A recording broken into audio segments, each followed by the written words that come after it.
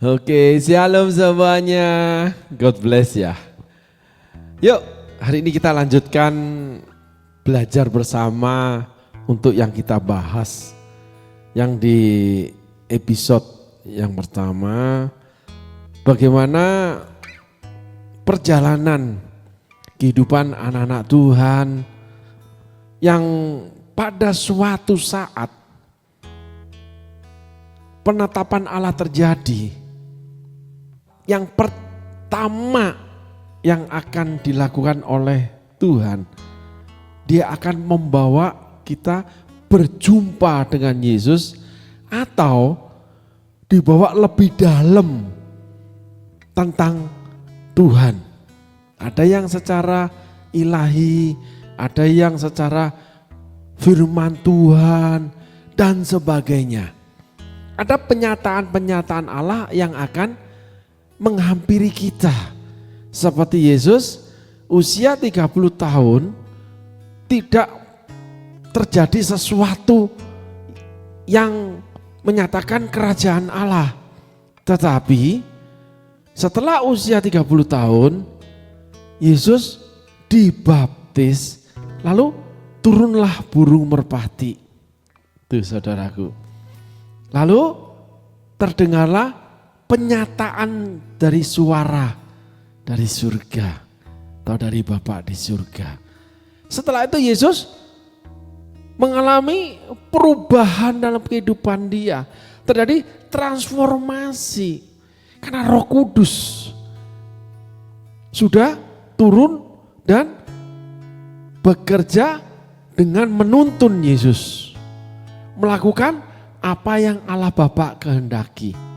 Itu juga tercatat dalam kehidupan Saul dan Daud dan beberapa tokoh-tokoh Alkitab yang ditulis nyata ya saudaraku ya. Setelah itu Roh Kudus berkuasa dalam kehidupan tokoh itu ditulis saudaraku. Nah, setelah penetapan Allah terjadi, sebelum kita memasuki dimensi yang luar biasa, memasuki penetapan dalam rencana Allah, di mana Allah akan menyatakan luar biasanya keilahian Yesus, mujizat itu nyata, penyertaan kuasa itu bekerja luar biasa. Karena Roh Kudus atau kerajaan Allah itu berkuasa atau dominan di dalam kehidupan seseorang. Sehingga terjadi dimensi yang berbeda. Yesus sebelum umur 30 tahun dengan setelah Roh Kudus yang turun seperti merpati dengan suara Allah Bapa itu berbeda jauh. Sebelum 30 tahun yang ilahi nggak nampak. Setelah Roh Kudus turun, setelah kerajaan Allah menyatakan dirinya, Yesus dibawa oleh Roh Kudus di ayat pertama. Setelah saudara mengalami perjumpaan dengan Yesus, setelah saudara mengalami hal-hal ilahi yang lebih dalam dengan Tuhan, Roh Kudus menyatakan atau memberikan penyataan-penyataan yang ilahi lebih dalam kepada saudara. Yang pertama yang akan Tuhan kerjakan, saudara akan dicobai oleh iblis. Saudara dibawa ke padang gurun untuk dicobai oleh iblis. Nah, saudara akan dipersiapkan Tuhan menghadapi cobaan. Di mana episode yang pertama kita memberikan contoh, tiba-tiba perusahaan goncang, tiba-tiba banyak karyawan menurun, tiba-tiba jumlah order menurun, tiba-tiba keuangan sempit, sesak, dan sebagainya. Saudara ada di padang gurun di mana sangat tipis air kehidupan itu. Dan sebagainya. Nah, itulah situasi padang gurun. Namun sebelum itu ada yang saudara harus lakukan. Seperti Yesus lakukan. Saudara, kita harus tahu betapa pentingnya kita belajar firman Allah. Rajin membaca Alkitab itu sangat penting. Plus, saudara harus dalam keadaan situasi berdoa kepada Tuhan. Sehingga Roh Kudus akan mewahyukan, Roh Kudus akan beri pengertian termasuk di akal budi saudara untuk apa yang tertulis di Alkitab. Ketika saudara baca, itu memberikan pengertian untuk saudara dalam berbagai macam hal. Karena Alkitab mencatat bukannya satu hal, mencatat seluruh kehidupan Allah dan seluruh apa yang diciptakan Allah untuk mengerti tujuan Allah. Saudara harus tahu ini, itulah Alkitab. Jadi betapa pentingnya saudara belajar firman Allah, rajin ibadah, rajin mengikuti pengajaran, rajin membaca Alkitab, rajin sharing firman Allah. Semuanya itu untuk saudara mendapatkan kehendak Allah, untuk saudara mengerti isi hati Tuhan. Apa sih maunya Tuhan? Tuhan ini gimana sih? Seluruh pertanyaan itu pada saatnya akan Tuhan jawab. Termasuk apa yang terjadi dalam kehidupan saudara di saat sekarang, termasuk di saat yang lalu. Tuhan akan memberikan saudara pengertian. Itu ditulis di kitab Timotius 2. Saudaraku baca sendiri. Allah akan memberikan pengertian dalam segala sesuatu pada waktunya. Nah, kita kembali lagi. Ketika Roh Kudus menyatakan dirinya pada waktu Yesus dibaptis dan Allah memberikan penyataan dalam bentuk suara, disitulah Roh Kudus segera membawa Yesus ke padang gurun untuk dicobai oleh iblis. Tetapi ada satu hal yang Yesus lakukan. Yuk kita tengok dan cermati. Matius pasal 4 ayat 2. Dan setelah berpuasa 40 hari dan 40 malam, akhirnya laparlah Yesus. Di mana ayat yang pertama, tolong ditayangkan ayat yang pertama. Maka Yesus dibawa oleh Roh Kudus ke padang gurun untuk dicobai iblis. Ayat kedua, dan setelah berpuasa 40 hari dan 40 malam, akhirnya laparlah Yesus. Saudara perhatikan, setelah Roh Kudus membawa Yesus 40 hari 40 malam, Yesus belum berjumpa dengan iblis. Belum. Jadi setelah saudara dipenuhi oleh Roh Kudus, setelah mengalami hal yang ilahi dari Tuhan, lebih dalam atau berjumpa dengan Yesus dan sebagainya, itu ada masa di mana perjalanan saudara menuju cobaan itu. Setelah sampai di tempat, masih ada waktu lagi di mana Yesus 40 hari 40 malam berpuasa. Ketika Roh Kudus membawa saudara dalam sebuah dimensi yang lain, saudara akan berjalan dalam padang gurun. Segala sesuatu jadi serba mepet, serba sepi, serba sempit, serba tipis. di mana saudara menjelang untuk masuk ke dalam dimensi yang lain seperti Tuhan Yesus. Karena setelah itu Tuhan Yesus melakukan banyak mujizat di dalam kerajaan Allah. Oleh karena kuasa daripada kerajaan Allah. Tapi ada dimensi demi dimensi, ada jeda waktu demi waktu. Yang pertama, perjalanan ke padang gurun dulu. Yesus enggak terbang, Yesus enggak naik pesawat, dibawa oleh Roh Kudus ke padang gurun. Setelah sampai di tempat yang diinginkan Tuhan, iblis sudah menunggu Yesus. Sudah, iblis masih diam. Jadi saudara, ketika kepenuhan Roh Kudus, ketika saudara berkat melimpah, ketika saudara mengalami suatu hal-hal lahiriah yang luar biasa, ingat, kalau itu hasil daripada Roh Kudus, saudara sedang dipersiapkan untuk masuk ke padang gurun, untuk dicobai oleh iblis, karena saudara akan dipakai luar biasa oleh Tuhan. Seperti yang dialami oleh Yesus. Namun di dalam perjalanannya itu ada sekat-sekatnya, ada dimensinya, ada fase demi fase. Fase pertama setelah menerima kuasa, ketika berjumpa dengan Yesus, ketika menerima hal yang ilahi lebih dalam, saudara kan berjalan dalam ruang yang sempit. Sepi, sempit, susah, sesak dan sebagainya.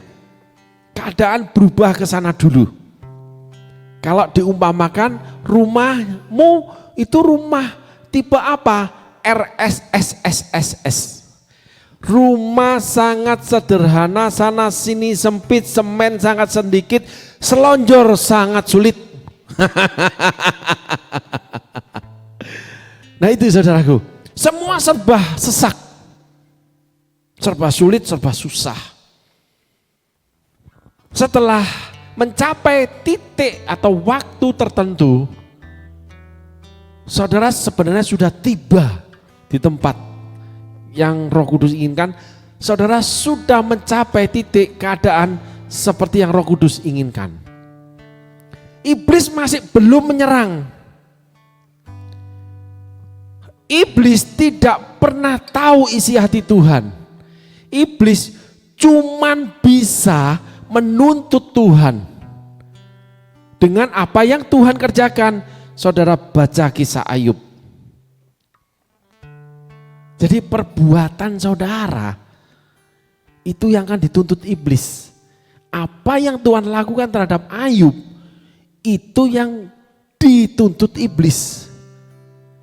Ketika Tuhan berbuat kebaikan buat saudara, ketika Tuhan melindungi Ayub, ketika Tuhan memberkati Ayub, Tuhan memagari Ayub, dituntut oleh iblis. Dan Tuhan izinkan atau mengikuti tuntutan iblis untuk membuktikan isi hati Ayub. Kisah yang hampir sama dengan dialami Yesus. Tapi kalau Ayub sudah kaya, kalau Yesus mau diperkaya,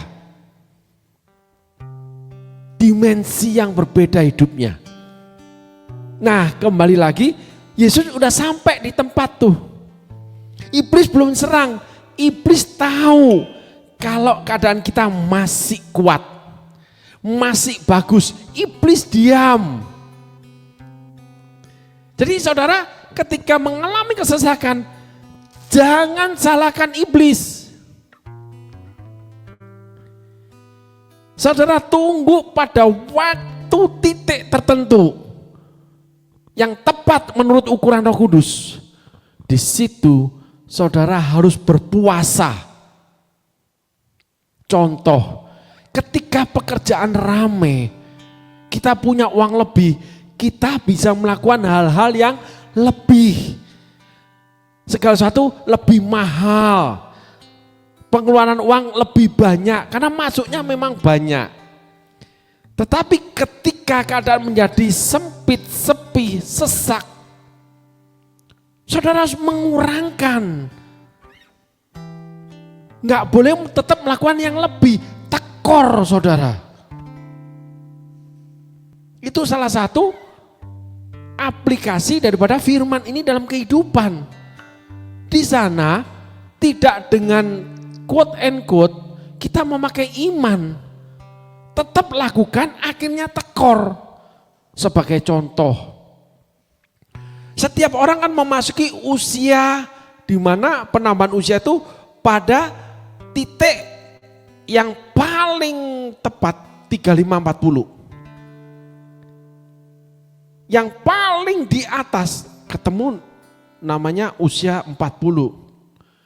Di situ saudara harus mulai mengurangkan segala sesuatu di mana akan membuat tubuh saudara menjadi tidak mampu menangani. Karena ada penurunan kualitas, kapasitas dari setiap anggota tubuh kita atau organ tubuh kita. Ada penurunan saudaraku. Mata, telinga, contoh yang paling gampang. Lalu refleks kita, kemampuan pola berpikir, itu akan menurun. Ketika saudara tancap gaspol terus, saudara akan mengalami yang namanya fight back, pukulan kembali kepada saudara. Sebagai contoh, saudara tidak takar makanan, maka badan saudara itu akan menggelembung besar, penumpukan lemak, di mana akhirnya lemak itu membalut sampai titik lever atau hati atau jantung. Akhirnya jantung saudara melemah. Atau penumpukan daripada kolesterol jahat di dalam pembuluh darah saudara. Yang membuat aliran darah tidak lancar, membuat saudara jantung harus memompa lebih banyak, tekanan darah tinggi. Akhirnya saudara terkena serangan jantung karena lemak membalut sampai ke jantung, atau kena kanker hati sirosis, atau saudara kena serangan stroke, membuat hidup saudara menjadi jatuh, pailit, sulit.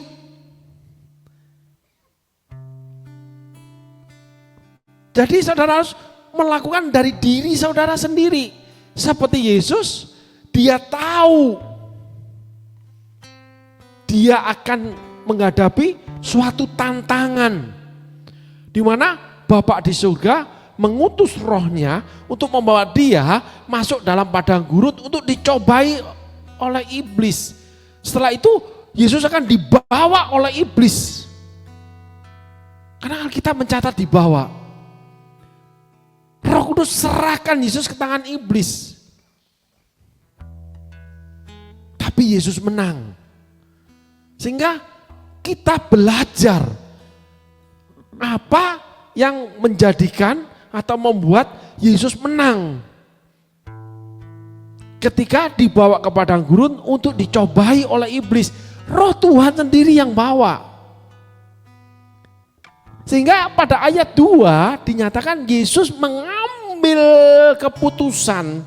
Dia berpuasa 40 hari 40 malam. Saudara harus mengambil keputusan untuk mulai berpuasa dalam berbagai macam hal. Kalau usia, pola asupan. Lalu saudara harus membangun, di mana saudara harus bangun tubuh saudara untuk punya kemampuan membangun sel-sel tubuh atau yang dikatakan kesehatan dari asupan sampai pola hidup saudara, salah satunya olahraga. Sehingga penurunan kualitas kapasitas tubuh itu bisa kita tahan dengan namanya asupan makanan yang membangun kekuatan, bukan merusak. Sehingga kita mulai mengukur, menakar segala sesuatu, mempertimbangkan. Karena di dalam usia atau kematian tidak ada satu manusia yang bisa melawannya. Tetap usia itu kan berjalan. Hari nggak bisa diberhentikan, matahari nggak bisa diberhentikan kecuali satu kali di zaman Yosua. Penetapan Allah nggak bisa kita hentikan. Yesus tidak melawan penetapan Allah, tapi Yesus mengambil keputusan untuk melakukan hal-hal yang membuat Yesus mampu menghadapi tantangan di mana Roh Allah sendiri yang menghadapkannya kepada Yesus melalui cobaan iblis. Sehingga hari ini kita belajar di dalam perjalanan mengikut Yesus, kita dibebaskan pada waktu tertentu. Setelah itu kita akan dipenuhi dengan hal-hal tertentu untuk dipersiapkan sebetulnya pada dimensi yang jauh, hal-hal yang besar yang Allah sudah siapkan buat Yesus atau buat kita.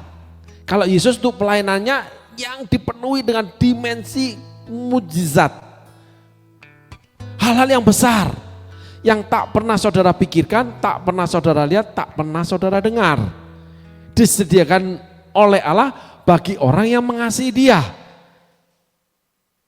Nah, setiap anak-anak Tuhan itu akan mengasihi Tuhannya, akan juga mengalami hal seperti ini. Di dalam perjalanan padang gurun, tiba-tiba saudara cepat atau lambat mengalami kesesakan. Itu kalau ditulis oleh John Bevere, ya, evangelis John Bevere, itu sekolah padang gurun, saudaraku. Nah, Yesus dibawa ke padang gurun, saudara dibawa ke padang gurun. Pada keadaan yang paling tepat, di tempat itu, pada keadaan itu, Yesus mengambil keputusan. Dia berpuasa. Pada waktu keadaan sesak, saudara harus mengurangi hal-hal yang lebih. Yesus mengambil waktu berpuasa, mengosongkan dirinya. Kenapa? Kita nggak belajar tentang puasa hari ini ya. Tapi puasa itu ditulis oleh Alkitab ada banyak sekali manfaatnya. Yang kita boleh apresiasikan hari ini dengan kita berpuasa dalam hal mungkin belanja, mungkin pola makan, mungkin pola bepergian, pola begadang. Supaya kita sanggup menghadapi di mana kita akan berhadapan dengan cobaan-cobaan yang Roh Kudus berikan, di mana kita juga menghadapi penetapan-penetapan Allah yang Allah sudah tetapkan. Kalau umur nggak bisa dilawan, kesehatan nggak bisa diabaikan, keuangan nggak boleh disepelekan. Karena ada musim dalam kehidupan ini, itu Roh Kudus kerjakan. Musim selalu berganti, kasih Tuhan abadi. Kasih Tuhan abadi, tapi musim harus berganti. Karena itu tertulis di Alkitab. Karena itu penetapan Allah, setiap anak-anak Tuhan akan diberikan dimensi yang luar biasa. Tapi harus melalui jalan-jalan seperti yang tertulis di Alkitab. Hari ini kita merujuk kepada perjalanannya Tuhan Yesus, di mana Dia dibaptis, Roh Kudus turun serupa burung merpati, lalu ada suara dari Bapa di surga. Setelah itu dibawa ke padang gurun oleh Roh Tuhan sendiri untuk dicobai oleh iblis. Di mana perjalanan ke padang gurun kan panas, debu pasir, segala sesuatu panas, nggak enak, sesak, nggak nyaman, nggak adem, nggak ayem lagi. Setelah pada titik tertentu, waktu tertentu, keadaan tertentu atau tempat tertentu, di situ tepat saatnya Yesus sudah di padang gurun, dia melakukan doa puasa. Dia membatasi diri dalam banyak hal. Nah, saudaraku, dalam episode kedua tentang cobaan-cobaan yang Tuhan datangkan dari iblis seperti Yesus, dua hal ini kita harus lakukan. Yang diawali dengan kehidupan yang normal aja, berjalan seperti biasanya, tiba-tiba terjadi yang namanya kesesakan. Itu perjalanan melewati padang gurun. Setelah itu, saudara harus mengambil keputusan. Ketika keadaan berubah, saudara harus mengadakan penyesuaian lebih dulu. Yesus mengadakan puasa 40 hari 40 malam. Walaupun akibatnya ada. Walaupun mungkin saudara agak kurus. Walaupun saudara harus setiap hari capek dengan berolahraga. Walaupun saudara menahan diri untuk belanja. Walaupun saudara menahan diri untuk nggak boleh marah-marah lagi. Dan sebagainya. Saudara diajar oleh Roh Kudus. Dibawa oleh Tuhan untuk mulai bukan hanya mengekang diri. Tapi saudara dibawa Tuhan untuk memiliki penguasaan diri. Menjadi cerdik seperti ular, tulus seperti merpati. Orang berhikmat menghindarkan masalah. Jadi kalau masalah datang, gak bisa diselesaikan dengan iman. Iman itu bukti dari segala sesuatu yang kita harapkan. Bukan masalah ditiadakan. Alkitab gak mencatat itu. Saudara jangan salah kaprah dengan hal ini. Perubahan dalam kehidupan saudara, di situ saudara akan mengalami dimensi-dimensi, fase-fase seperti Tuhan Yesus. Sebelumnya baik-baik saja, tetapi ketika itu mulai menghampiri saudara, saudara harus tahu ini Roh Kudus kerja. Aman aku, tetapi setiap fase harus aku lewati. Di mana fase kedua, saudara harus mengambil keputusan dan melakukannya seperti Yesus yang namanya puasa. Amin saudaraku, Tuhan Yesus berkati. Terima kasih.